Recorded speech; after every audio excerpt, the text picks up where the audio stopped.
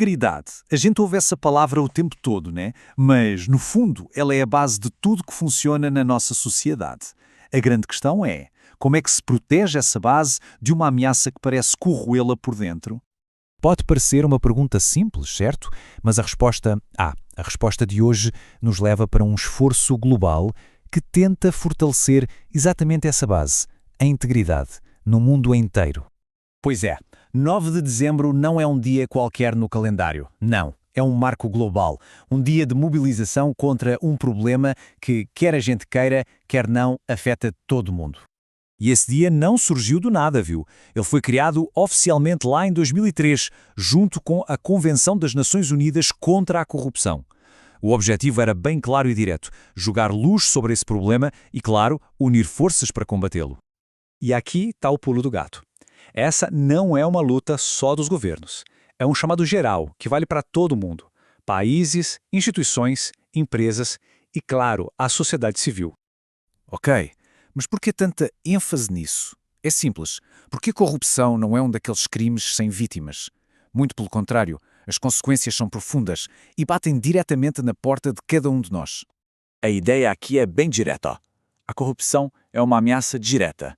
Ela mina a confiança que a gente tem nas instituições, freia o desenvolvimento e, no fim, destrói a qualidade de serviços essenciais, coisas das quais todos nós dependemos. Traduzindo isso para a vida real, significa que aquele dinheiro que deveria ir para um hospital novo ou para melhorar uma escola simplesmente some. Decisões que deveriam servir ao bem comum são distorcidas por interesses particulares. E o resultado final?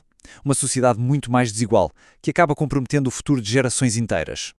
Certo, o problema é gigante e complexo. Então, por onde se começa a resolver isso? A solução passa por construir um sistema forte, bem estruturado, baseado em alguns pilares fundamentais. E o segredo, na verdade, está aqui. O mais interessante é que estes 5 pilares não funcionam sozinhos de jeito nenhum. Eles se conectam, se reforçam. Um ajuda ao outro, sabe? Criando juntos uma verdadeira muralha contra a corrupção.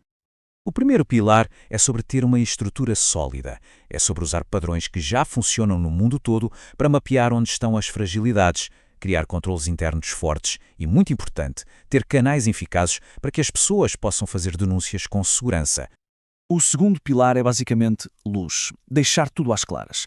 Quando a informação é pública e acessível, a fiscalização social vira uma ferramenta poderosíssima. A transparência torna muito, mas muito mais difícil esconder fraudes e favorecimentos. Só que não adianta ter um monte de regra no papel se a cultura não mudar, né? A ética tem que fazer parte do DNA de uma organização e isso tem que começar lá em cima. O exemplo que vem da liderança é o que realmente define e transforma o ambiente. Agora, o quarto pilar, conhecimento. É fundamental treinar os funcionários públicos o tempo todo. Capacitar essas pessoas para que elas saibam identificar um risco, reconhecer um conflito de interesses e, o mais importante, agir antes que o problema aconteça. E por último, mas talvez o pilar que amarra todos os outros, a participação social. Porque, vamos ser sinceros, essa luta não se vence só de dentro para fora. A sociedade civil, a imprensa e cada cidadão tem um papel decisivo nessa fiscalização. E tudo isso nos leva a uma virada de chave, uma mudança de mentalidade que é fundamental. Porque a estratégia mais inteligente não é correr atrás do prejuízo, mas sim evitar que ele aconteça. A diferença aqui é gritante, né? A prevenção é proativa, é muito mais eficiente. Em vez de esperar o estrago ser feito para depois tentar punir, o foco muda completamente. A ideia é construir uma cultura que já identifica e neutraliza os riscos antes mesmo que eles virem um problema. Essa mudança de foco nos leva a uma filosofia ainda maior, que redefine o que a gente realmente entende por tolerância zero com a corrupção. Porque tolerância zero de verdade vai muito além de só dar punições severas.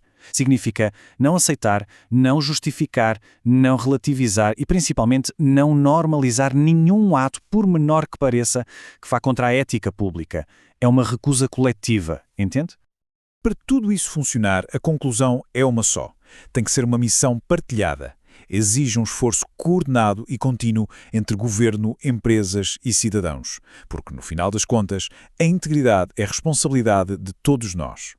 E isso tudo nos deixa com uma reflexão final. Se a integridade é mesmo o caminho para uma sociedade mais justa e eficiente, a pergunta que fica não é só o que as instituições devem fazer, mas sim qual o papel que cada um de nós pode desempenhar nessa construção.